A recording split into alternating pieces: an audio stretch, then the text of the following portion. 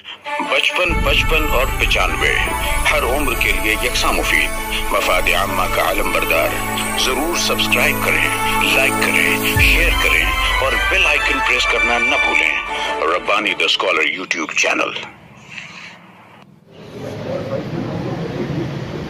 سبحان اللہ سبحان اللہ۔ آپ حضرات نے سماعت کیا کہ امام ماتوریدی انسٹیٹیوٹ کے ایک بہت ہی باصلاحیت شاگرد شیخ مشتاق ماتوریدی صاحب عربی زبان میں آپ کے سامنے خطاب فرما رہے ہیں۔ معزز مہمان کرام و سامعین کرام، آپ حضرات اپنے ماتھے کی نگاہوں سے دیکھ رہے ہیں کہ منبر پاک پر ایک سے بڑھ کر ایک آفتاب و مہتاب جلوہ نما ہے۔ اگر ایک طرف مفتی نعیم صاحب قبلہ مصباحی صاحب جلوہ بار ہے، تو ایک طرف امام ماتوریدی انسٹیٹیوٹ کی موقر استاذ مولانا محسن اظہری صاحب قبلہ مدظل العالی بھی جلوہ فرما۔ ایک طرف آپ دیکھیں تو انسٹیٹیوٹ کے پرنسپل حضرت علامہ و مولانا شیخ اسماعیل صاحب قبلہ اظہری بھی جلوہ بار ہیں، اور ایک طرف ہمارے مہمان خصوصی مفکر اسلام بانی رضا اکیڈمی اور خلیفہ تاج الشریعہ علیہ رحمہ حضرت علامہ و مولانا سعید نوری صاحب قبلہ بھی جلوہ فرما ہیں، اور آج کی اس بزم کے خصوصی خطیب حضرت علامہ و مولانا کمال احمد علیمی صاحب قبلہ بھی مدظل العالی جلوہ فرما ہیں۔ تو میں کس کس کا نام لوں اور کس کس کو چھوڑ دوں، کس کس کا نام لوں اور کس کس کو چھوڑ دوں؟ جو ذرہ جس جگہ ہے وہی آفتاب ہے، جو ذرہ جس جگہ ہے وہی آفتاب ہے۔ اپنی اپنی صلاحیت کے مطابق ہر کوئی دین و سنیت کا کام کر رہا ہے۔ تو سامعین کرام، جدید فتنوں میں الجھی ہوئی دنیا کو جب اسلام کی رہنمائی کی ضرورت ہو تو اہل علم و حکمت ہی اس اندھیرے میں چراغ جلایا کرتے ہیں۔ آج کی اس محفل میں ایسا ہی ایک روشن چراغ ہمارے درمیان موجود ہے۔ میرے مراد نام نامی اسم گرامی حضرت علامہ و مولانا کمال احمد علیمی صاحب قبلہ کی ذات گرامی ہے۔ آج ہم اس صاحب علم و دانش کے خطاب کے منتظر ہیں جنہوں نے اسلام کے سنہری اصولوں کو جدید دنیا کی روشنی میں سمجھانے کو اپنا مشن بنا لیا۔ آپ کی علمی خدمات، تحریری کارنامے اور تحقیقی کام اس بات کے ثبوت ہیں کہ آپ کے دل میں امت کا درد اور اسلام و سنیت کی حقانیت کے پیغام کو دنیا تک پہنچانے کا سچا جذبہ ہے۔ معزز سامعین کرام، یہ ہم میں سے بہت سے لوگوں کی سعادت مندی ہے کہ اگرچہ براہ راست ہم حضرت کے شاگرد نہ بن سکے، لیکن انہی کے شاگرد رشید حضرت شیخ اسماعیل صاحب قبلہ اظہری جو اپنا فیضان علم ہمارے دامن میں ڈال رہے ہیں، تو اس اعتبار سے حضرت علامہ کمال احمد علیمی صاحب قبلہ ہمارے دار و استاد ہیں۔ تو زیادہ وقت نہ لے کر میں چاہتا ہوں کہ حضرت کو آپ کے حوالے کروں، اور حضرت ایک بہت ہی اہم ٹاپک پر آپ سے خطاب فرمائیں گے۔ میں بس اس شعر کے ساتھ آپ حضرات کے سامنے حضرت کو پیش کرنا چاہوں گا کہ قلم جو اٹھے تو لفظوں کو زندگی دے دیں، قلم جو اٹھے تو لفظوں کو زندگی دے دیں، بجھے بجھے چراغوں کو روشنی دے دیں۔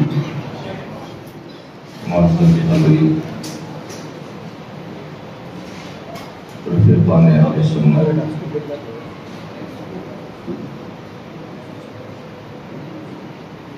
مسند رشد و ہدایت، جلوہ بار، ارباب علم و دانش، خصوصیت کے ساتھ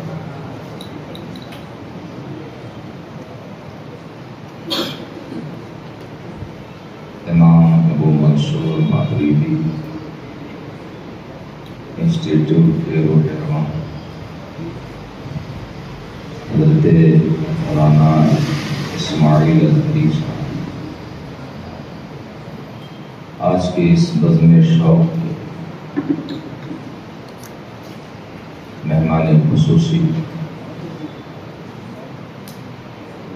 محافظ ناموس رسالت علی وقار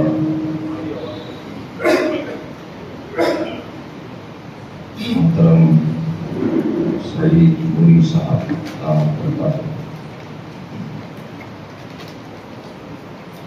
حضرت بابرکت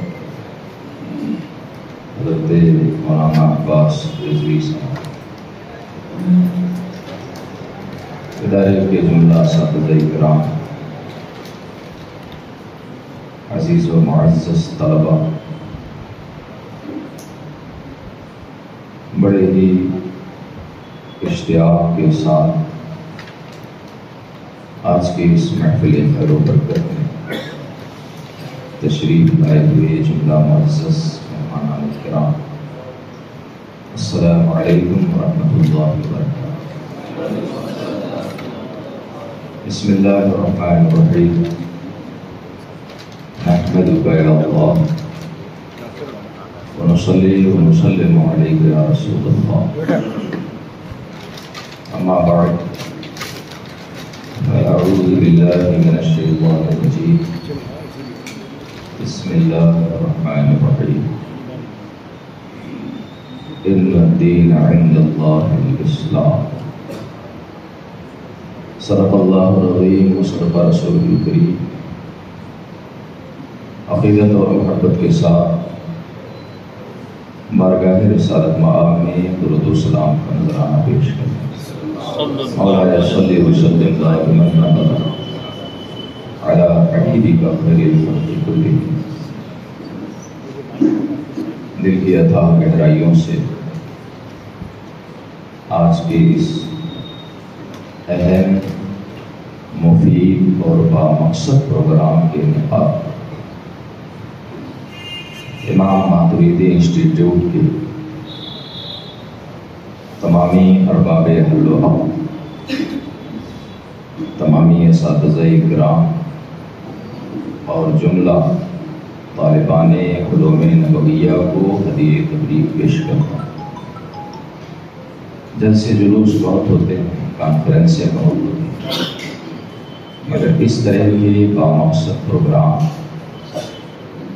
کبھی کبھار ہوا کرتے ہیں، جس میں اپنی قوم کے مسائل، اپنی ملت کے معاملات کو پیش کر کے اور ان پر غور کیا جاتا ہے، ان کے حل کی تدبیریں بتائی جاتی ہیں۔ اسلام کو جن چیلنجز کا سامنا ہے ان پر دانشوران کے ذریعے گفتگو کی جاتی ہے۔ اس طرح کے پروگراموں کا انعقاد اگر جماعت اہل سنت کی طرف سے ہو رہا ہے تو یہ ہماری جماعت کے لیے ایک بہترین مستقبل کی ضمانت ہے، ایک بہترین مستقبل کی پیشین گوئی ہے۔ آج ہماری گفتگو کا موضوع ہے اسلام اور جدیدیت میں توازن اور ہم آہنگی کیسے پیدا کی جائے۔ ظاہر ہے کہ یہ ایک ایسا موضوع ہے جس پر گفتگو کرنے کے لیے کسی ایسے فرد کی ضرورت ہے جو دینی تعلیم کا بھی حامل ہو اور عصری علوم پر اس کی گہری نگاہ ہو۔ میں ایک عظیم ادارے کا ایک معمولی سا طالب،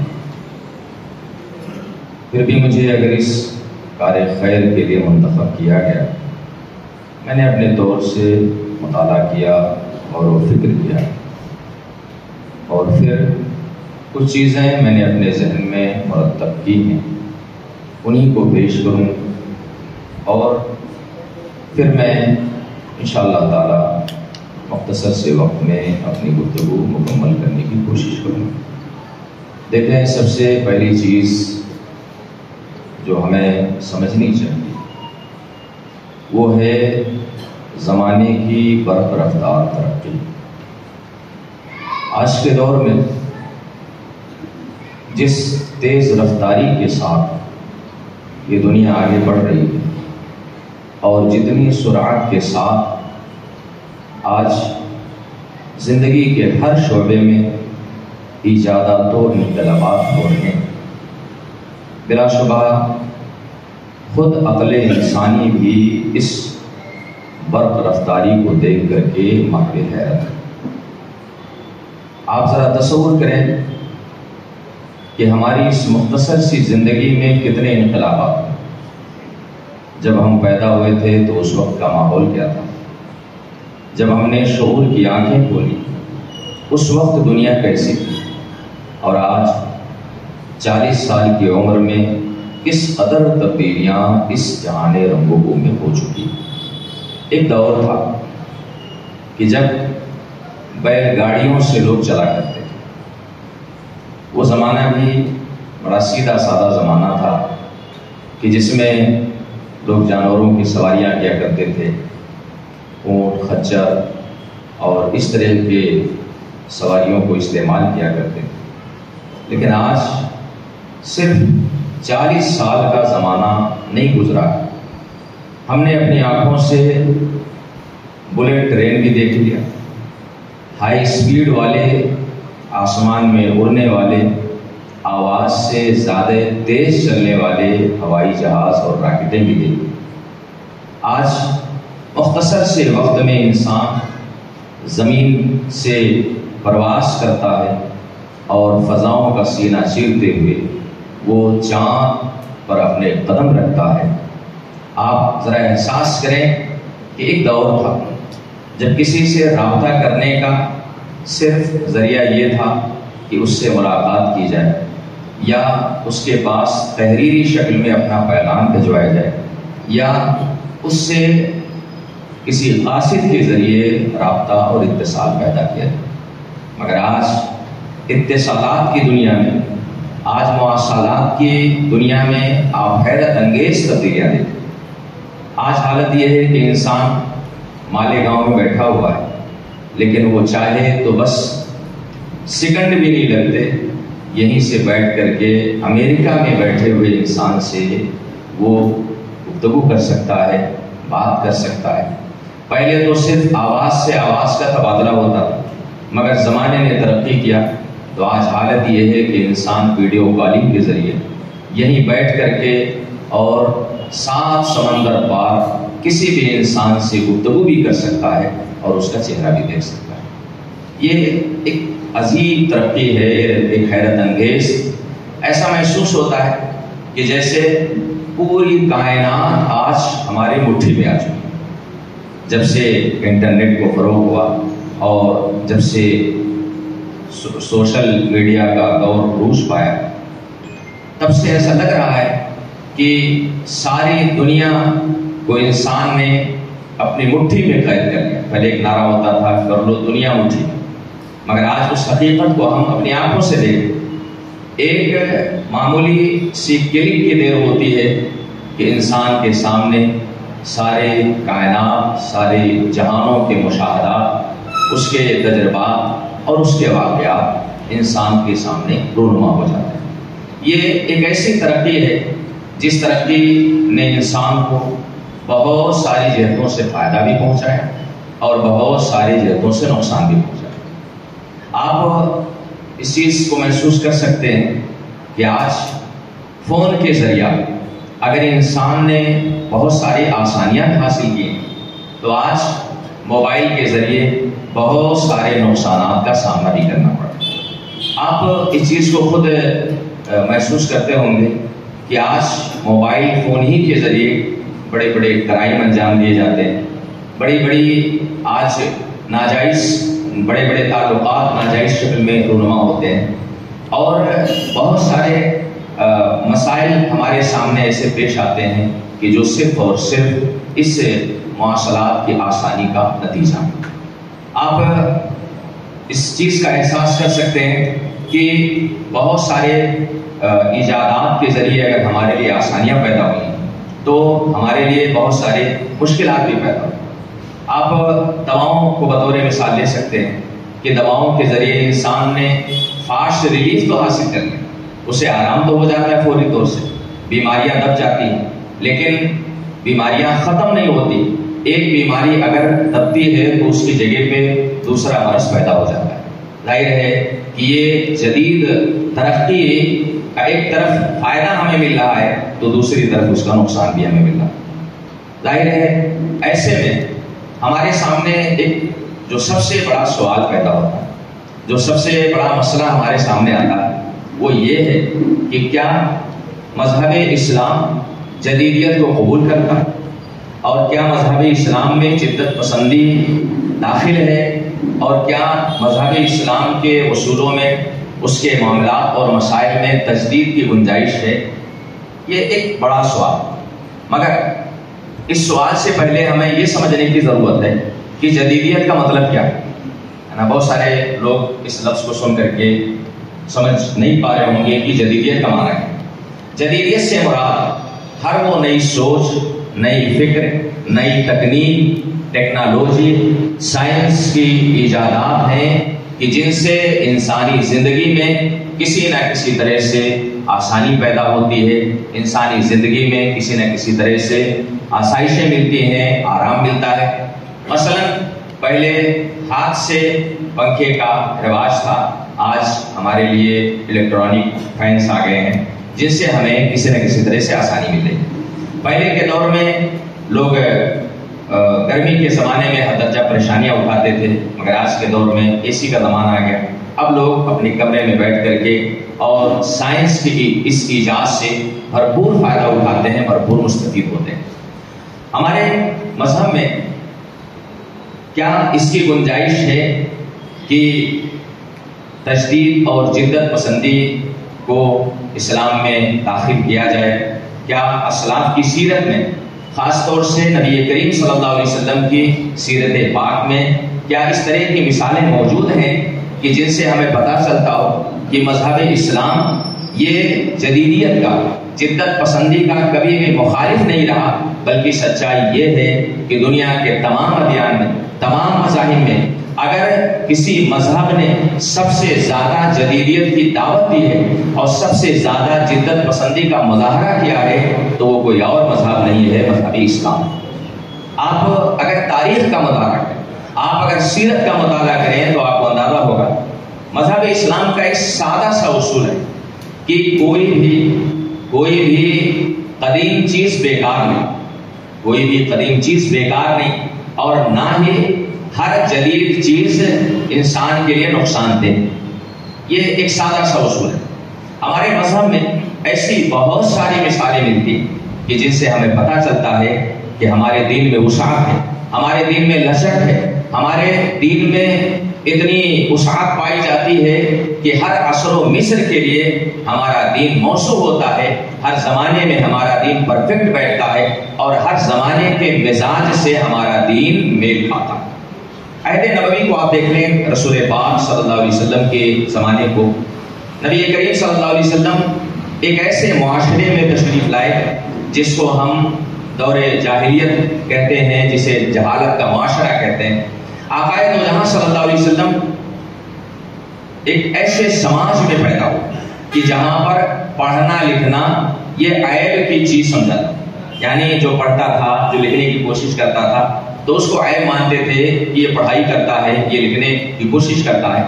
ایسے سماج اور معاشرے میں آقا دو جہاں مصطفیٰ جان رحمت صلی اللہ علیہ وسلم نے سب سے پہلا نعرہ جو بلند کیا تھا وہ نعرہ تھا اقرا کا نعرہ، وہ نعرہ تھا پڑھنے کا نعرہ۔ آپ محسوس کریں، تھوڑی دیر کے لیے سوچیں کہ اس دور میں کیا نماز کی ضرورت نہیں تھی، کیا روزے کی ضرورت نہیں تھی، کیا حج و زکوٰۃ اور عبادات و دیگر معاملات کی ضرورت نہیں تھی، مگر ہمارے پیغمبر مصطفیٰ جان رحمت صلی اللہ علیہ وسلم نے سب سے پہلا نعرہ جو دیا تھا عرب کے اس جاہل معاشرے کو، وہ نعرہ تھا تعلیم کا نعرہ، وہ نعرہ تھا پڑھنے کا نعرہ، وہ نعرہ تھا لکھنے کا نعرہ، وہ نعرہ تھا ریسرچ اور تحقیق کرنے کا نعرہ۔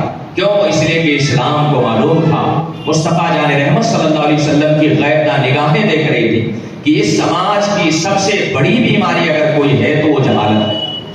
ان پڑھ ہونا ہے، اس بیماری کو اگر ختم کر دیا جائے تو انسان نماز کی طرف خود بخود آ جائے گا، روزے کا شوق خود بخود پیدا ہو جائے گا، حج و زکات و عبادات کا اشتیاق اس کے اندر خود بخود پیدا ہو جائے گا۔ آقائے دو جہاں صلی اللہ علیہ وسلم نے عرب سماج کو پڑھنے کی تلقین کیا اور پھر اہل عرب نے پڑھا تو ان سے بڑا کوئی نمازی نہیں گزرا، ان سے بڑا کوئی روزہ دار نہیں گزرا، ان سے بڑا کوئی میدان جنگ کا غازی نہیں گزرا۔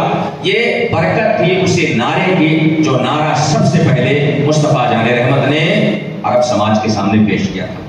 اور ایک نئی چیز آقائے دو جہاں، آج لوگ کہتے ہیں کہ کیا مذہب اسلام میں جدیدیت کی گنجائش ہے؟ میں کہتا ہوں نبی کریم صلی اللہ علیہ وسلم نے سب سے پہلے اہل عرب کے اندر لکھنے کا جو شعور پیدا کیا۔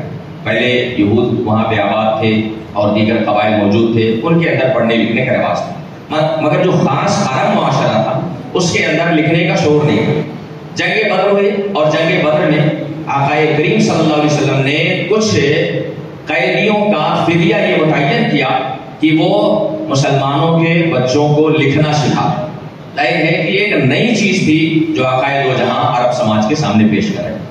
آپ دیکھیں کہ مصطفیٰ جان رحمت صلی اللہ علیہ وسلم نے صرف نعرہ نہیں بلند کیا، بلکہ جہاں مسجد نبوی کی تعمیر ہوئی، جہاں اللہ کا گھر بنا، وہیں پر آقائے دو جہاں نے اصحاب صفہ کا وہ چبوترا بھی قائم کیا جس کو اسلامی تاریخ کی سب سے پہلی یونیورسٹی کہا جا سکتا، جہاں سے بڑے بڑے مفکر پیدا ہوئے، بڑے بڑے دانشور پیدا ہوئے، بڑے بڑے محقق پیدا ہوئے اور بڑے بڑے متکلم پیدا ہوئے، میدان جنگ کے بڑے بڑے کمانڈر اور سپہ سالار پیدا ہوئے۔ یہ وہ اسلامی تاریخ کا پہلا مدرسہ اور پہلی درسگاہ تھی کہ جہاں سے علم کا جو نور اٹھا وہ ساری کائنات میں پھیلا، اور آج جہاں بھی علم کی شمعیں اور علم کی کرنیں نظر آ رہی ہیں، در حقیقت یہ اسی چبوترے کا فیضان ہے جسے ہم اسلامی تاریخ کا پہلا مدرسہ کہتے ہیں۔ اہل عرب میں مدرسے کے قیام کا کوئی رواج نہیں تھا، وہ جس جو شوق ہوتا تھا وہ باہر کی دنیا میں جا کے پڑھ لیتا تھا، مگر باضابطہ مدرسے کا جو قیام تھا وہ ایک نئی فکر تھی، نئی سوچ تھی اور ایک جدیدیت تھی جس کو مصطفیٰ جان رحمت صلی اللہ علیہ وسلم نے عرب سماج کے سامنے پیش کیا۔ یہ تعلیم کے میدان میں وہ انقلاب تھا، وہ تغیر تھا اور وہ اقدام تھا جس نے عرب سماج کی پوری کایا بھی پلٹ دی، جس نے عرب سماج میں ایک علم کو اہمیت اور وقار عطا کیا، اور پھر وہی عرب جب پڑھ لکھ کر کے عالم اسلام میں اور دنیا میں اپنے پیغام اور مشن کو لے کر کے اٹھے تو دنیا نے دیکھا کہ دشت و دشت ہے، دریا بھی نہ چھوڑے ہم نے، بحر ظلمات میں دوڑا دیے گھوڑے ہم نے، دیا جانے کبھی یورپ کے کبھی ساؤں میں، کبھی افریقہ کے تپتے ہوئے صحراؤں میں۔ یہ اسی تجدید کی برکت جو آقائے دو جہاں صلی اللہ علیہ وسلم نے مدینہ شریف میں پہنچ کر کے آپ نے جس کی تحریک چھیڑی تھی، ایک طرف مسجد بن رہی ہے، دوسری طرف مدرسہ بن رہا ہے۔ یہ کیا ہے؟ یہ پیغام ہے کہ ہمارے لیے مسجدیں بھی ضروری ہیں اور ہمارے لیے مدرسے بھی ضروری ہیں۔ مسجدیں یہ اللہ کا گھر ہے اور مدرسے یہ رسول پاک کا گھر ہے۔ مسجدوں سے ہمیں سجدے کا شوق ملتا ہے اور مدرسوں سے ہمیں جہاں بانی اور تحقیق و ریسرچ کا جذبہ ملا کرتا ہے۔ ہمارے لیے اللہ کا گھر بھی ضروری ہے اور ہمارے لیے درسگاہ کی شکل میں رسول پاک کا گھر بھی ضروری ہے۔ آقائے دو جہاں صلی اللہ علیہ وسلم نے ہر میدان میں، ہر فیلڈ میں تجدید فرمائی۔ آپ دیکھیں تعمیرات کا مسئلہ ہو مسجد نبوی میں، آقائے دو جہاں صلی اللہ علیہ وسلم کے ایک عظیم صحابی حضرت تمیم داری حاضر ہوئے، اور جب حاضر ہوئے تو دیکھا کہ مسجد نبوی میں اندھیرا چھایا ہوا، روشنی نہیں ہے، لائٹنگ نہیں ہے۔ آپ نے چھڑی لیا، اس چھڑی میں کپڑا لپیٹ کر کے اس پہ تیل یا چربی ڈالی اور جلا کر کے اسے روشن کر دیا۔ مسجد نبوی میں اسے نصب کر دیا، مسجد نبوی بقعہ نور بن گئی۔ تھوڑی دیر میں آقائے دو جہاں تشریف لائے، آپ ارشاد فرماتے ہیں اللہ کے گھر کو کس نے روشن کیا؟ صاحب عرض کرتے ہیں یا رسول اللہ آپ کے صحابی حضرت تمیم نے روشن کیا۔ آقا انہیں بلاتے ہیں، بلا کر کے آپ مسرت کا اظہار فرماتے ہیں اور ارشاد فرماتے ہیں تمیم آج تم نے اللہ کے گھر کو روشن کیا ہے، اللہ مرنے کے بعد تمہاری قبر روشن کرے۔ آپ ارشاد فرماتے ہیں اگر میرے پاس کوئی شادی کے لائق لڑکی ہوتی میں تم سے اس کا نکاح کر دیتا۔ ظاہر ہے یہ معمولی چیز نہیں ہے، تعمیر کے میدان میں آقائے دو جہاں نے حضرت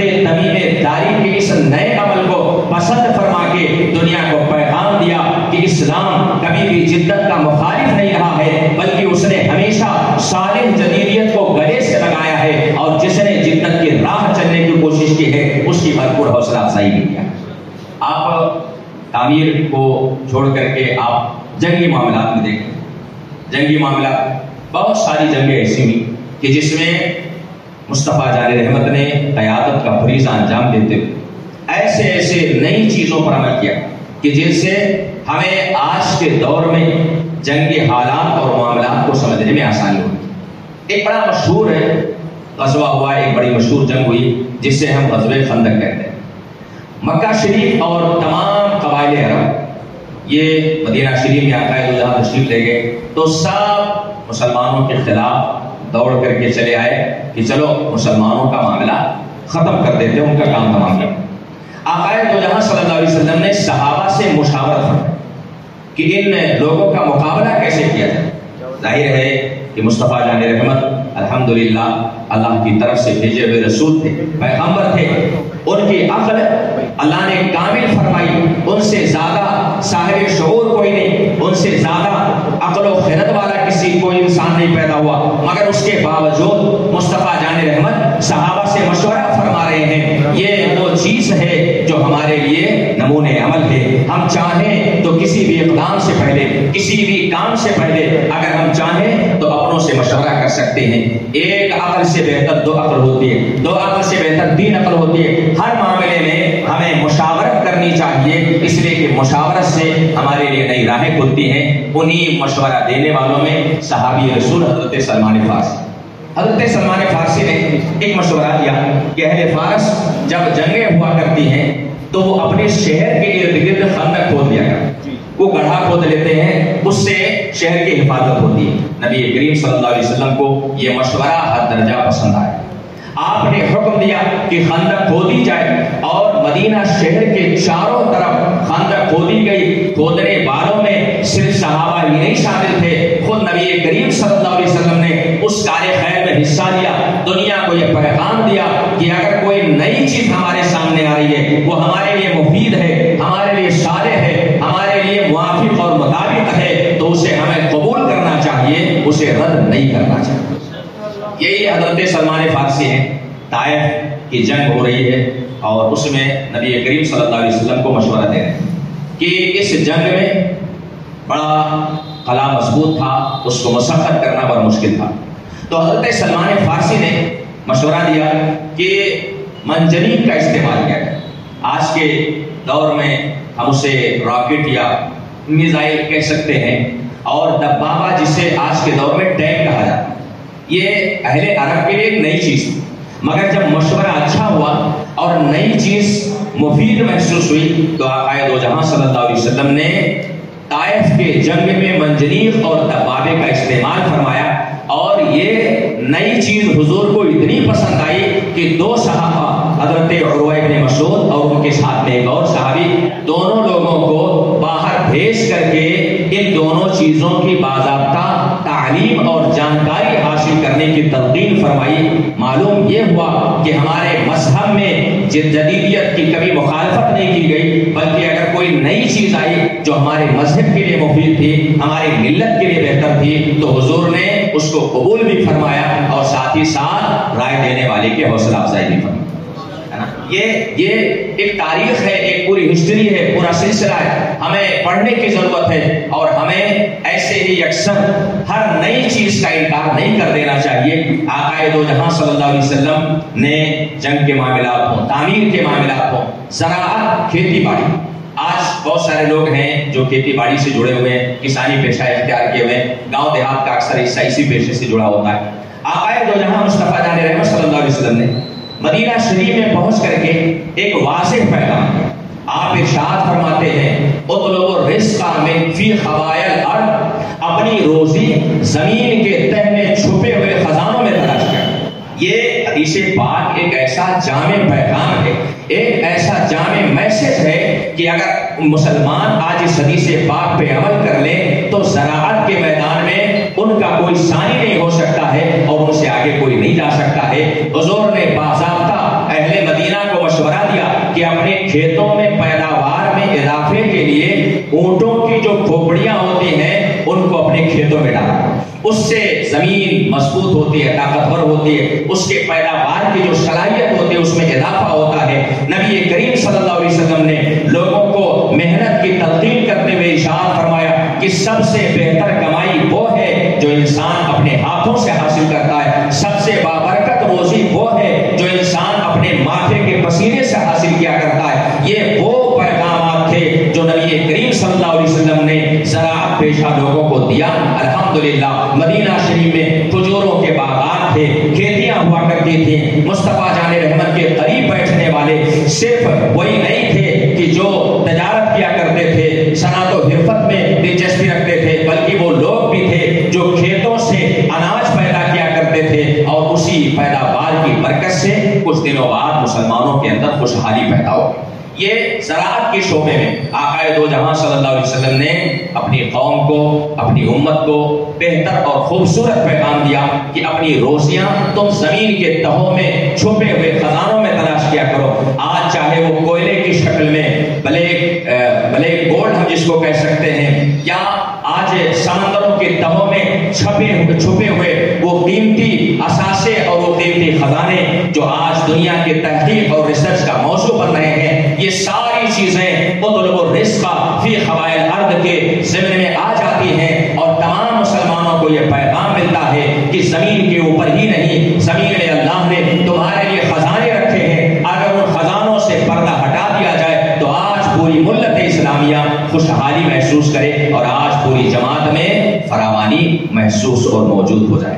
حضرات یہ ایک سلسلہ ہے، آپ ہر شعبے میں ہر میدان میں آپ دیکھیں گے تو نبی کریم صلی اللہ علیہ وسلم نے نئی چیزوں کو پسند فرمایا۔ آقا دو جہاں صلی اللہ علیہ وسلم، آج لباس کا مسئلہ ہمارے سامنے زیادہ تر آتا ہے کہ جدید دور میں فیشن کا دور ہے، لوگ اپنے اپنے طور سے لباس پہنتے ہیں، اور کوئی چھوٹا لباس کوئی بڑا لباس۔ مصطفیٰ جان رحمت صلی اللہ علیہ وسلم نے ایک اس دور میں نیا لباس آیا تھا عرب سماج میں جسے پاجامہ کہا جاتا ہے نا، تہبند اور ازار پہننا اس دور کا رواج تھا، لیکن حضور کے سامنے جب وہ لباس آیا تو آقا دو جہاں صلی اللہ علیہ وسلم نے اسے پسند فرمایا، اور اسے پسند اس لیے فرمایا کیونکہ اس میں پردہ زیادہ تھا، اس میں پردہ زیادہ تھا۔ گویا ہمارے یہاں لباس میں جدت قبول ہے، ہمارے یہاں لباس میں جدیدیت مقبول ہے، مگر اس شرط کے ساتھ کہ وہ لباس اسلام کے پردے کے تقاضوں کو پورا کرے۔ ہمارے یہاں جدت قبول ہے، جو بھی لباس ہمارے لیے پردے والا ہے، جو لباس ہمارے ستر کو چھپاتا ہو اور جس سے ہمارے اسلام کے تقاضے پورے ہوتے ہوں، اسلام نے اس لباس کی کبھی مخالفت نہیں کی۔ حضور کی بارگاہ ہے ایک صحابی رسول حاضر ہوئے، وہ ذرا ہلکے درجے کا لباس پہنے ہوئے، لباس ان کا ذرا مناسب نہیں تھا۔ حضور نے فرمایا کہ کیا تمہیں اللہ نے نعمتیں نہیں عطا کی، کیا تم خوشحال نہیں ہو؟ صحابی نے عرض کیا رسول اللہ میں خوشحال ہوں۔ حضور فرماتے ہیں پھر خوشحالی تمہارے لباس سے کیوں نہیں جھلکتی، خوشحالی تمہارے لباس سے کیوں نہیں ظاہر ہوتی ہے؟ معلوم یہ ہوا کہ ہمارا مذہب اچھے لباس کی کبھی مخالفت نہیں کرتا ہے۔ آپ نے پڑھا ہوگا کہ غوث پاک کا جبہ اتنا قیمتی تھا کہ بغداد کے بڑے بڑے چور اس جبے کے پیچھے لگ جایا کرتے، ظاہر سی بات ہے وہ جبہ بڑا قیمتی رہا ہوگا، وہ جبہ بڑے ہی اعلیٰ کوالٹی کا رہا ہوگا، بڑے ہی شاندار انداز میں اس کو بنایا گیا ہوگا، تب نہ بڑے بڑے چور بغداد کے اس جبے کے پیچھے لگتے تھے۔ یہ ظاہر ہے ہمارے لیے پیغام یہ ہے کہ ہم کسی بھی لباس کو پہن سکتے ہیں، کسی لباس کو اختیار کر سکتے ہیں، بشرطے کہ اس لباس میں پردہ ہو، اس لباس میں ستر پوشی ہو، اس لباس میں اسلامی تقاضوں کا خیال کیا گیا ہو۔ ظاہر سی بات ہے بہت سارے لباس اتنے تک ہو جاتے ہیں کہ انسان قاعدے سے سجدہ نہیں کر پاتا۔ بہت سارے لباس ایسے آج کے دور میں جینس پینٹ کا رواج ہے، ظاہر ہے کہ اسلام کسی چیز کو منع نہیں کرتا، یہ نہیں کہتا کہ آپ جینس نہ پہنیے، پینٹ نہ پہنیے، شرٹ نہ پہنیے، کبھی بھی اس کی مخالفت آپ نے نہیں سنی ہوگی کہ کسی نے اس کو منع کیا ہو۔ ہاں مگر ایسے پینٹ اور ایسے شرٹ کو پہننے سے ضرور منع کیا ہے کہ جس کو پہن کر کے آپ قاعدے سے اپنی نماز نہ پڑھ سکیں۔ آپ اس قدر تک لباس پہنیں کہ آپ صحیح سے بیٹھ نہ پائیں، جس طرح سے پادا کرنا چاہیے اس طرح سے پادا نہ کر پائیں، جس طرح سے سجدہ کرنا چاہیے اس طرح سے سجدہ نہ کر سکے۔ ایسا لباس شریعت نے منع کیا، اس لیے نہیں کہ وہ لباس محفوظ ہے، بلکہ اس لیے کہ اس لباس کو پہن کر کے آپ آزادی کے ساتھ اپنے مقصد حیات کو پورا نہیں کر پائیں، اس لیے شریعت نے منع کیا۔ آج ہمارے گھروں میں ہماری بیٹیاں، ہماری بہنیں، ہماری مائیں بہت سارے ایسے لباس پہنتی ہیں کہ شریعت جن کو پسند نہیں کرتی، اور اس کی وجہ یہ ہے کہ شریعت نے حکم دیا ہے کہ بہتر سے بہتر لباس پہنا جائے، اعلیٰ کوالٹی کا کپڑا پہنا جائے، مہنگا سے مہنگا لباس پہنیے اور پہنائیے، مگر اس بات کا لحاظ رکھیے کہ ہمارا لباس ہماری شریعت سے متصادم نہ ہونے پائے، ہمارے لباس سے ہمارے سطر میں کوئی نقص یا ہمارے سطر کو ظاہر نہ کرنے پائے، یہ چیز لحاظ کرتے ہوئے اگر آپ کتنوں اچھا لباس پہن لیں تو ہمارا دین اس لباس کی کبھی مخالفت نہیں کرتا۔ بات سائنسی ایجادات کی، آپ ہمیں بتائیں، آج بہت سارے لوگ کہتے ہیں کہ اسلام جدت کا مخالف ہے، میں کہتا ہوں اسلام نے کبھی بھی موبائل کو ناجائز و حرام کہا؟ کوئی ہمیں بتا دے، کسی بھی فقیہ کا فتویٰ دکھا دے، کسی بھی مفتی کا پیغام ہمیں دکھا دے کہ موبائل کو شریعت نے ناجائز و حرام کہا۔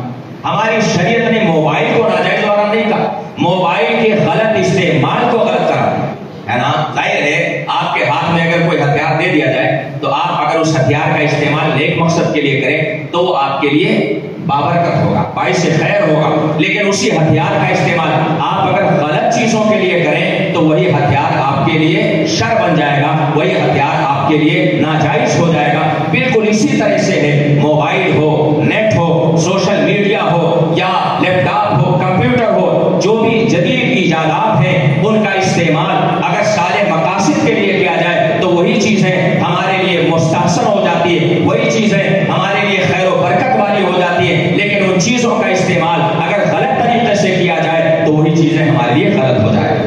معاملہ یہ ہے کہ یہاں پر آلات اور ایجادات میں کوئی کمی نہیں، یہاں آلات و ایجادات کی کبھی مذمت نہیں کی گئی ہے، بلکہ یہاں ان کے غلط استعمال کی مذمت کی۔ موبائل ہے نا، یہاں پر بہت سارے لوگ بیٹھے ہوئے ہیں، موبائل ایک جدید آلہ ہے، بلکہ یہ دور موبائل کا دور ہے، آج دنیا کی ہر چیز موبائل میں تقریباً موجود ہے۔ آپ بتائیں، اسی موبائل سے اگر آپ فلموں کا گانا سنیں، اسی موبائل سے اگر آپ غلط مناظر دیکھیں، ظاہر سی بات ہے کہ موبائل کا استعمال غلط ہوگا، موبائل کا استعمال کرنا ناجائز ہو رہا، لیکن اگر اسی موبائل سے آپ قرآن کی تلاوت سنیں، اسی موبائل سے آپ اگر علماء کے بیانات سنیں، اسی موبائل سے اگر آپ قرآن کی تفسیر سنیں، حدیث کی تشریح سنیں، اسی موبائل کو آپ تبلیغ دین میں استعمال کریں تو وہی موبائل آپ کے لیے خیر اور برکت والا ہو جائے گا، اور اس موبائل کا استعمال گناہ نہیں بلکہ اس موبائل کا استعمال آپ کے لیے ثواب ہو جائے گا۔ یہ ہمارا مذہب، ہمارا دین ہمیں نظریہ دیتا ہے، ہمیں پیغام دیتا ہے، لیکن آپ اس چیز کو بھی اپنے ذہن میں رکھیں کہ ہمارے مذہب میں انہی ایجادات کی حوصلہ افزائی کی جاتی ہے جو ہمارے لیے مفید ہوں، جو ہمارے لیے سود مند ہو۔ ایسے ایجادات اور ایسے سائنسی مشاغل ہمارے لیے غلط ہیں کہ جو ہمارے لیے مفید نہ ہو سکے، ہے نا۔ ایک مشہور واقعہ ہے خلیفہ ہارون رشید کے زمانے کا۔ آج کے دور میں لوگ کہتے ہیں کہ سائنس تو چاند پر پہنچ رہی ہے اور مسلمان ابھی مسلح پہ بیٹھا ہوا ہے نا۔ میں کہتا ہوں کہ ہمارے مذہب میں سائنس کی کبھی مخالفت نہیں کی گئی، ہمارے مذہب میں تو قرآن نے افلا تعقلون، افلا تدبرون، اس طرح کے کلمات استعمال کر کے ہمیں آفاق و انفس میں غور کرنے، تدبر کرنے، تفکر کرنے اور زمین اور آسمان کے گہرائیوں میں چھپے ہوئے اسرار و رموز کو باہر نکالنے کی ہمیں ترغیب دی گئی ہے، ہمیں حکم دیا گیا ہے۔ سوچتے کیوں نہیں، غور کیوں نہیں کرتے، تدبر کیوں نہیں کرتے، تفکر کیوں نہیں کرتے؟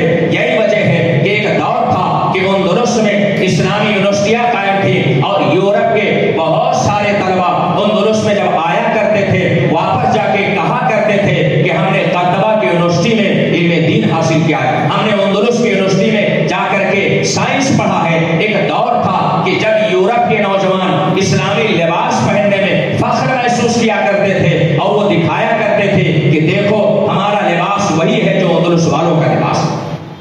اس کا مطلب یہ ہوا کہ ہمارے مذہب میں سائنس کو کبھی غلط نہیں قرار دیا گیا، ہاں سائنس کی ان سرگرمیوں کو غلط قرار دیا گیا ہے جس میں تضییع وقت ہو، جس میں اسراف ہو، جو ہمارے لیے مفید نہ ہو، جو ہمارے لیے بہتر نہ ہو۔ خلیفہ ہارون رشید کے دربار میں ایک بڑا کرتب باز حاضر ہوا، اس نے کہا کہ میں ایک کرتب اور کرشمہ دکھانا چاہتا ہوں۔ خلیفہ نے کہا کہ دکھاؤ۔ اس نے ایک چھوٹی سی سوئی کو کھڑی اور کھڑی کر کے دور بیٹھ کر کے ایک سوئی کو پھینکا سوئی کی جو نوک ہوتی ہے اس کا جو اوپری سرا ہوا کرتا ہے جس میں دھاگے کو ڈالا جاتا ہے، اتنے احتیاط کے ساتھ اس نے اور اتنی مہارت کے ساتھ اس سوئی کو پھینکا کہ ایک سوئی اس کھڑی کی ہوئی سوئی کے اس ہول سے اور اس سوراخ سے پار ہو گئی. ایک پھینکا وہ بھی پار، دو پھینکا وہ بھی پار، کئی سوئیاں پار کر دی. خلیفہ نے جب اس چیز کو دیکھا تو بڑا متاثر ہوا. اس نے کہا کہ اس کو بطور انعام 10 درہم دے دیے جائیں اور ساتھ میں 10 کوڑے بھی لگائے جائیں. 10 درہم دیے جائیں انعام کے طور پر اور 10 کوڑے بھی. لوگ حیران ہو گئے کہ آخر وجہ کیا، 10 درہم بھی دیے جا رہے ہیں اور 10 کوڑے بھی لگائے جا رہے ہیں. خلیفہ نے فرمایا کہ یہ 10 درہم اس کی مہارت کا، اس نے جو کرتب دکھایا ہے، اس نے جو ایک حیرت انگیز چیز پیش کیا ہے، 10 درہم اس کے، اور اس نے اس کرتب میں جو اپنا وقت ضائع کیا ہے 10 کوڑے اس پہ دیے جائیں. آپ دیکھیں انسان آج چاند پہ پہنچ گیا، بہت اچھی بات ہے، لیکن آپ بتائیں کہ چاند پر پہنچ کر کے انسانوں نے انسانیت کا فائدہ کتنا کیا، انسانوں نے انسانیت کا بھلا کتنا کیا. چاند پر پہنچنے کے لیے جو پیسہ خرچ ہوتا ہے، اگر اس پیسے کو کسی غریب ملک کے ترقی اور تعمیر میں لگا دیا جائے تو آج وہ ملک تعمیر و ترقی کے آسمان تک پہنچ جائے گا. کبھی کبھی ایسا ہوتا ہے کہ چھوٹے چھوٹے ممالک ہوتے ہیں، وہاں افلاس، غربت، بھوکمری، ایسے حالات پیدا ہوا کرتے ہیں. کاش ترقی یافتہ قومیں چاند پر جانے سے پہلے زمین پر غریب اور مفلس لوگ جو بھوک سے تڑپ رہے ہیں، بھوک سے آج ایڑیاں رگڑ کر کے مر رہے ہیں، کاش ان کے بھوک کا احساس کرتے اور وہ پیسہ جو چاند پر جانے میں خرچ کیا جا رہا ہے، وہ پیسہ اگر غریبوں کا پیٹ بھرنے پہ خرچ کیا جائے تو آج پوری انسانیت کا بھلا ہو جائے. ہمارے مذہب میں، ہمارے دین میں انسانیت اور انسانیت کی خدمت کو مقدم رکھا گیا ہے. کوئی بھی آپ کام کیجئے، آپ آسمانوں پہ اڑیے، ہواؤں میں پرواز کیجئے، لیکن میرے آقا کا ارشاد ہے لیس المؤمن الذی بات شبعانا وجارہ جائع. وہ مومن نہیں ہو سکتا ہے جو خود تو کھا کے سو جائے اور اس کا پڑوسی بھوکا رہے. ہمارے دین کا یہ پیغام ہے، چاند پہ جاؤ، آپ مریخ پہ جاؤ، زہرہ زحل مشتری پر آپ کا منظر ڈالو، لیکن اس کے ساتھ ساتھ ہمارا دین یہ پیغام دیتا ہے کہ پہلے اپنے پڑوسی کی خبر تو لے لو، پہلے اپنے پڑوسی کی غربت کا احساس تو کر لو. آپ کا غریب پڑوسی اگر بھوکا ہے، چاند پر جانے سے آپ کو کوئی ثواب نہیں ملنے والا ہے. چاند پر جانا یہ تب آپ کے لیے کار ثواب ہوگا جب آپ اپنے غریب پڑوسی کا خیال رکھیں، اس کا پیٹ بھریں. جب آپ پرواز کریں گے اس کی دعائیں شامل حال ہوں گے، انشاءاللہ تعالی آپ چاند نہیں بلکہ ترقی کے آسمان تک پہنچ جائیں. یہ ہمارے لیے شریعت کی طرف سے رہنمائی ہے کہ ایجادات اور اختراعات ہمارے لیے وہی مفید ہیں کہ جن میں ہماری ملت کا فائدہ، ہمارے مذہب کا فائدہ. ہمارے دین نے جدت اور جدیدیت کو کس طرح سے قبول کیا؟ آپ اس کی ایک بڑی شاندار مثال ہے اجتہاد. اجتہاد کیا ہے؟ اجتہاد کا مطلب ہوتا ہے نئے پیش آنے والے مسائل کو کتاب و سنت سے حل کرنا. نبی کریم صلی اللہ علیہ وسلم کے ایک عظیم صحابی حضرت معاذ بن جبل رضی اللہ تعالیٰ، جب ان کو یمن کا قاضی اور گورنر بنا کے بھیجا حضور نے، تو اس وقت آپ نے ارشاد فرمایا یا معاذ بما تقضی، اے معاذ تم فیصلہ کس سے کرو گے؟ تو حضرت معاذ عرض کرتے ہیں بے کتاب اللہ کی کتاب سے. حضور فرماتے ہیں فَإِن لَمْ تَجِدْ، اگر کتاب اللہ میں تمہیں مسئلہ نہ ملے، حضرت معاذ عرض کرتے ہیں فَبِسُنَّتِ رسول اللہ صلی اللہ علیہ وسلم، اللہ کے رسول کی سنت سے میں فیصلہ کروں. پھر حضور عرض کرتے ہیں اس میں بھی نہ ملے تو پھر عرض کرتے ہیں فَأَجْتَهِدُ بِذَلِكَ، یا رسول اللہ میں کتاب اللہ کو سامنے رکھوں گا، سنت رسول کو سامنے رکھوں گا، اور پھر کتاب و سنت کی روشنی میں اجتہاد کروں گا. میں نئے مسائل میں خود سے غور و فکر کروں گا اور خود سے میں نئے مسائل کا حل تلاشوں گا. اللہ کے رسول صلی اللہ علیہ وسلم نے اس اجتہاد پر، اس تجدیدی فکر پر، اس جدت والے خیال پر حضرت معاذ کی تردید نہ فرمائی، بلکہ آپ نے اللہ کا شکر ادا کیا کہ اللہ کی حمد ہے، اللہ کا شکر ہے جس نے اس نے اپنے رسول کے رسول کو یہ فکر دیا ہے، یہ سوچ دیا ہے کہ جو مسائل کتاب و سنت میں نہ ملے ان مسائل کو عقل کی قوت اور عقل کی صلاحیت سے حل کیا جائے. یہ اجتہاد کا دروازہ نبی کریم صلی اللہ علیہ وسلم نے کھولا. اور آپ کو معلوم ہوگا انسان اگر غلطی کرے تو اسے ثواب نہیں ملتا، لیکن اگر کوئی مجتہد خطا کرے، اگر وہ ثواب پر ہو، اجتہاد کرے، صحیح نتیجے تک پہنچ جائے تو اللہ تعالیٰ اسے 2 اجر عطا کرتا ہے. لیکن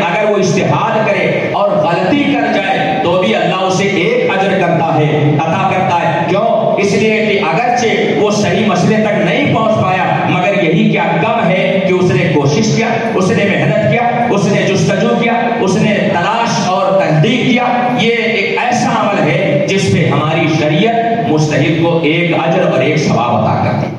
رات کی اجتہاد ہر دور میں اسلام کے ایسے کارنامے اور اسلام کے لیے ایسی راہیں کھولتا کہ جن راہوں سے انسان ترقی کر سکتا ہے۔ شرعی مسائل کی بات نہیں، بہت سارے معاملات میں انسان اجتہاد کر سکتا ہے، بہت سارے مسائل میں انسان تجدید کر سکتا ہے، اور خود حدیث پاک مصطفیٰ جان رحمت کا فرمان کہ اللہ تعالیٰ ہر 100 سال پر ایک ایسے شخص کو بھیجتا ہے جو دین کی تجدید کیا کرتا ہے، جو دین کی تجدید کرتا ہے۔ ماضی قریب کی عظیم ہستی امام اہل سنت سیدی سرکار اعلیٰ حضرت امام احمد رضا خان بریلی شریف کے عظیم محقق، عظیم مجدد، عظیم محدث، جن کے افکار، جن کے خیالات اور جن کے کارنامے آج بڑی بڑی یونیورسٹیوں کے ریسرچ کا موضوع بنے ہوئے ہیں۔ آپ دیکھیں اعلیٰ حضرت نے سائنس پڑھا اور سائنس میں ریسرچ بھی ہے۔ اگر سائنس ہمارے لیے شجر ممنوع ہے، اگر سائنس اسلام کے خلاف ہوتی تو ظاہر سی بات ہے اعلیٰ حضرت اس میں تحقیق نہ فرماتے، چاہے وہ زمین کے حرکت و سکون کا مسئلہ ہو، چاہے وہ چاند کے حرکت و سکون کا مسئلہ ہو۔ بہت سارے مسائل ایسے ہیں کہ جن میں اعلیٰ حضرت نے تحقیق کیا، علم توقیر، علم جوہر، علم حیات، بہت سارے ایسے جدید علوم جو اس زمانے میں نئے سمجھے جاتے تھے، اعلیٰ حضرت نے ان میں تحقیق کیا، ریسرچ کیا۔ گویا مسلک اعلیٰ حضرت یہ ہے، امام اہل سنت کا پیغام یہ ہے کہ ہم جدید علم سے بھی اشتغال رکھیں، اور جہاں ضرورت محسوس ہو وہاں پر جدید علم کا حاصل کرنا یہ ہمارے لیے فرض کفایہ ہوتا ہے۔ امام غزالی کا نام آپ نے سنا، حجت الاسلام جنہیں کہا جاتا ہے، ایسی عظیم اور نابغہ روزگار شخصیت۔ آپ اپنے ایک کتاب میں تحریر فرماتے ہیں کہ اگر کسی علاقے میں اور کسی سماج میں، کسی معاشرے میں ماہر اور حاذق اطباء نہ ملے تو آپ فرماتے ہیں کہ ایسے سماج اور ایسی جگہ طب کا علم حاصل کرنا فرض کفایہ ہو جاتا ہے۔ اب آپ ذرا احساس کریں، طب کیا ہے؟ ڈاکٹری ہے، میڈیکل لائن ہے۔ امام غزالی فرماتے ہیں کہ جہاں مسلمان طبیب حاضر نہ ہو وہاں مسلمانوں کا طب پڑھنا یہ فرض کفایہ ہے، اور فرض کفایہ کا حکم مفتیان کرام سے پوچھیے۔ اگر سب چھوڑ دیں تو گنہگار ہوں گے، اور اگر کوئی ایک عمل کر لے تو سب کے سر سے ذمہ ساقط ہو جاتا ہے۔ ایسے سوچ اور ایسی فکر ہمارے بزرگوں نے دیا، ہمارے ائمہ نے دیا۔ آپ صدر الشریعہ کو دیکھ لیں، ان کی زندگی کا آغاز ہی طب سے ہوا کرتا ہے۔ ہمارے بزرگوں کی زندگی آپ پڑھیں، آپ کو محسوس ہوگا انہوں نے کبھی بھی عصری علوم کی مخالفت نہیں کی ہے، عصری علوم کے خلاف انہوں نے کوئی تحریک نہیں چلائی، بلکہ خود آقائے دو جہاں کی سیرت میں ان کے زمانے میں ہمیں ایسا نمونہ ملتا ہے۔ حضرت زید بن ثابت رضی اللہ تعالیٰ ان کو آقائے دو جہاں نے عبرانی زبان کی تعلیم کے لیے حضور نے ان کو باہر بھیجا تھا کہ پڑھ کر کے آؤ، تاکہ یہود کے جو خطوط ہیں، ان کی جو تحریریں ہیں، ان کو سمجھنے میں آسانی ہو۔ گویا کہ نبی نے لینگویج سیکھنے کے لیے، زبان سیکھنے کے لیے حضور نے اپنے صحابی کو بھیجا۔ اس میں ہمارے لیے پیغام ہے کہ ہم زبان سیکھنے کے لیے، جدید علم حاصل کرنے کے لیے اگر ہم خود باہر نکلتے ہیں یا اپنے بچوں کو بھیجا کرتے ہیں تو یہ عادت نہیں بلکہ یہ میرے نبی کی سنت ہے۔ اور حضور فرماتے ہیں من تمسک بسنتی الا فساد امتی فلہ اجر مئت شہید، جو فساد امت کے زمانے میں میری کسی سنت پر عمل کرتا ہے اللہ اسے 100 شہیدوں کا ثواب عطا کرتا ہے۔ آج کے زمانے میں ضرورت اس بات کی ہے ہم جدیدیت سے دور نہ بھاگیں بلکہ جدیدیت کو ہم اپنے قریب کریں۔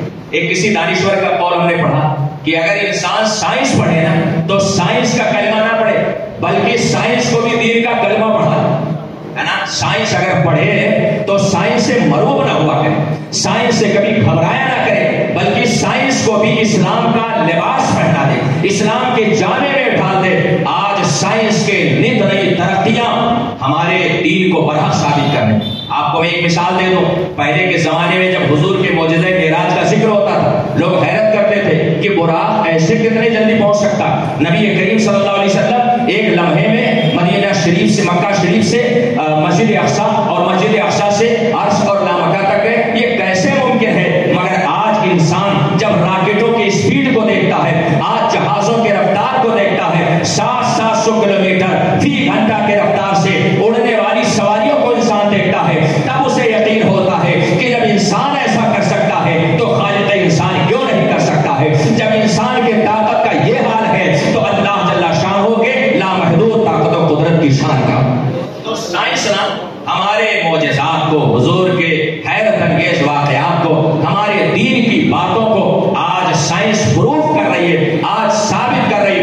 مطلب یہ ہوا کہ ہمارے مذہب میں سائنس کو کبھی منع نہیں کیا گیا، بلکہ ایک صحیح حدیث بیان کی جاتی ہے، اگرچہ وہ ثابت نہیں ہے، بہت سارے سندوں سے اور بہت سارے روایتوں سے اس کا انکار کیا گیا ہے، اطلب العلم ولو کان بالسین، ہے نا، یہ حدیث پاک وہ اطلب العلم۔ بہت سارے علماء نے اس کی توجیہیں پیش کی ہیں کہ حضور کی غیبدان نگاہیں دیکھ رہی ہیں، حضور غیبدان بھی ہیں، ان کی نگاہیں دیکھ رہی تھی کہ ایک زمانہ آئے گا جب چین تکنیک کے میدان میں، سائنس کے میدان میں، ٹیکنالوجی کے میدان میں ایک دور آئے گا کہ بہت آگے جائے گا۔ آج کا دور آپ دیکھ لیں، ہر سماج، ہر معاشرہ اور ہر سوسائٹی، ہر جگہ اگر آپ مشاہدہ کریں تو چین کا پروڈکٹ ہمیں مل جاتا ہے۔ چین کے سائنس اور ٹیکنالوجی کا کہیں نہ کہیں کچھ نہ کچھ نتیجہ ہمیں ہر جگہ محسوس ہوتا ہے۔ حضور دیکھ رہے تھے کہ ایک دور آئے گا کہ جب اہل چین صنعت و حرفت میں، زراعت میں، سائنس کے میدان میں، جدید ٹیکنالوجی میں سائنس چین ترقی کرے گا۔ حضور نے پہلے ہی سے فرما دیا کہ تم اگر علم حاصل کرو اور علم حاصل کرنے میں تمہیں چین تک جانا پڑے تو بھی تم علم حاصل کرنے سے پیچھے نہ ہٹو۔ یہ پیغام ہے، یہ درس ہے اور یہ ایک طرح کا میسج ہے ہمارے لیے کہ ہم جدید علم کو اپنے سینے سے لگائیں اور مروب نہ ہوا کریں۔ آخری بات میں آپ سے عرض کر دوں کہ اسلام اور جدیدیت میں توازن ہم کیسے پیدا کر سکتے ہیں۔ سب سے پہلی بات اس معاملے میں قرآن نے ہمیں ایک اصول دیا، لقد کان لکم فی رسول اللہ اسوۃ حسنہ، اللہ کے رسول کی ذات تمہارے لیے بہترین آئیڈیل ہے۔ ہم کسی بھی جدید چیز کو اپنانے سے پہلے یہ دیکھ لیا کریں کہ ہمارے حضور کی سیرت کیا ہے، ہمارے حضور کی رہنمائی کیا ہے، رسول پاک نے اس چیز کو اپنانے میں آخر کون سا طریقہ اختیار کیا ہے۔ حضور نے یہودیوں سے اپنے بچوں کو پڑھایا بھی مگر ان کے نظریے کو اختیار نہیں کیا۔ حضور نے باہر بھیج کر کے لوگوں کو لکھنا اور پڑھنا سکھایا بھی مگر باہر والوں کے نظریات کو حضور نے قبول نہیں فرمایا۔ یہ ہمارے لیے میسج ہے، پیغام ہے کہ ہم یونیورسٹی میں جائیں، کالج میں جائیں، عصری جامعات میں جائیں، جا کر کے وہاں پڑھیں، آگے بڑھیں، مگر وہاں کے نظریات، وہاں کے عریانیت، وہاں کے فحاشیت اور وہاں کے آزاد اور لبرل ماحول کو ہم کبھی اپنایا نہ کریں، بلکہ ہم خود کوشش کریں کہ دوسروں کے رنگ میں رکھنے کے بجائے ہم جہاں جائیں اس جگہ کو اسلام کی تہذیب کے رنگ میں، مصطفیٰ جان رحمت کی سیرت کے رنگ میں ہم اس سماج اور معاشرے کو رنگ دیا کریں۔ مسلمان وہ نہیں ہوتا جو کسی کے رنگ میں رنگ جاتا ہے، مسلمان وہ ہوا کرتا ہے جو دنیا کو اپنے رنگ میں رنگ دیا کرتا ہے، تہذیب محمدی کا دل دادا بنا دیا کرتا ہے۔ یہ ہمارے لیے صاف اصول ہے کہ ہم کسی چیز کو اگر اپنائیں تو ہم یہ دیکھ لیا کریں کہ ہماری شریعت کیا کہتی ہے، ہمارا مذہب کیا کہتا ہے، ہمارا دین کیا کہتا ہے۔ ہمارے بچے سائنس پڑھیں تو ان کو ایک پیغام ضرور دے دیا کریں کہ سائنس کے بہت سارے نظریات ملحدانہ ہیں، گمراہ کن ہیں، بے دینی والے ہیں، اس لیے اگر سائنس پڑھو تو یہ نیت کر کے پڑھو کہ ہم سائنس کے بارے میں جانیں گے بھی اور سائنس کے جو غلط نظریات ہیں ہم ان کا رد بھی کریں گے، تو دین کا علم حاصل کرنا یہ کار خیر تو ہے ہی، ساتھ ہی ساتھ اگر دنیا کا علم ہم اس نیت سے حاصل کرتے ہیں تو دنیا کا علم حاصل کرنا یہ بھی کار خیر اور کار ثواب بن جائے۔ بس انہی باتوں پر میں اپنی گفتگو ختم کر رہا ہوں، اس عرض کے ساتھ کہ آج ضرورت اس بات کی ہے کہ ہم زمانے کے قدم سے قدم ملا کر کے چلیں مگر اپنا تشخص برقرار رکھیں، اپنا لباس، اپنی وضاحت، اپنا رہن سہن اور اپنی چال ڈھال کبھی بھی ہم زمانے سے مروب ہو کر کے بدلا نہ کریں، ہے نا۔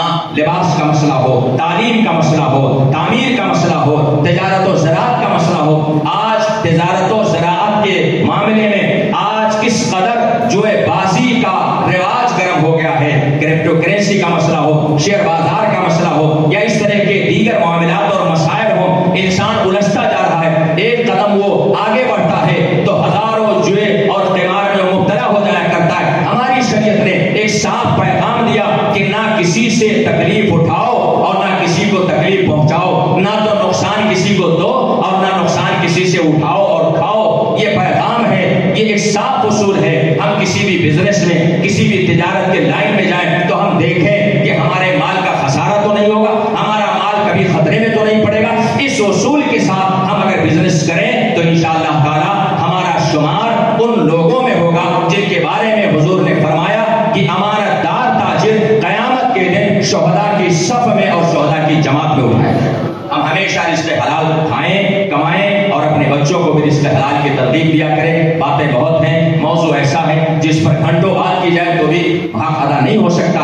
मगर ये चंद चीज़ें जो हमने आपके सामने पेश की हैं बतौर खुलासा, इस्लाम कभी भी जिद्दत का मुखालिफ नहीं है। इस्लाम ने जदीदियत को पसंद किया है और इस्लाम ये ऐसा मजहब है कि जिसने सबसे ज़्यादा जदीदियत की दावत दी है और जदीदियत को अपनाया है, बशर्ते कि वो इस्लाम के उसूल के मुताबिक हो, इस्लाम के तकाज़ों के मुताबिक हो।